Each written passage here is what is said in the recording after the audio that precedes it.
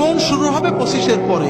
যদি 30 থেকে মৃত্যু পর্যন্ত জীবন পেতে চাও, মৃত্যু নয় জীবন, জীবন মৃত নয়, সত্যিকারের জীবন, যে জীবনে ফুর্তি থাকবে, কর্ম থাকবে, শান্তি থাকবে, এই রকম জীবন পেতে চাও, তাহলে আমার কথাটা একটু মন দিয়ে শোনো। আল্লাহ তাআলা যে নিয়মে বানিয়েছেন, প্রকৃতির সাথে যুদ্ধ করে আমরা জিততে পারবো না, আল্লাহর প্রকৃতিকে মেনে নিতে হবে।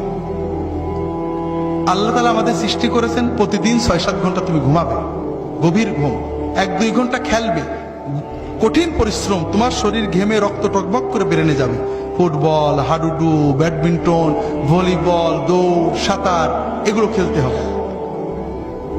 এরপর 1-2 ঘন্টা আল্লাহর ইবাদত করতে হবে, আল্লাহর সালাত, সিয়াম, জিকির যতটুকু পারা যায়, তাতে তোমার আত্মা সুস্থ হবে, তোমার মন পরিশুদ্ধ হবে, তোমার আত্মা, মন, দেহ সবকিছু প্রোডাক্টিভ হয়ে যাবে।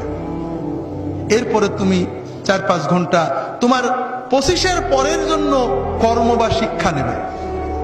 এইভাবে যদি তুমি চলো, তাহলে তোমার জীবন গতিশীল হবে, তোমার জীবন ইনশাআল্লাহ মৃত্যু পর্যন্ত সচল থাকবে।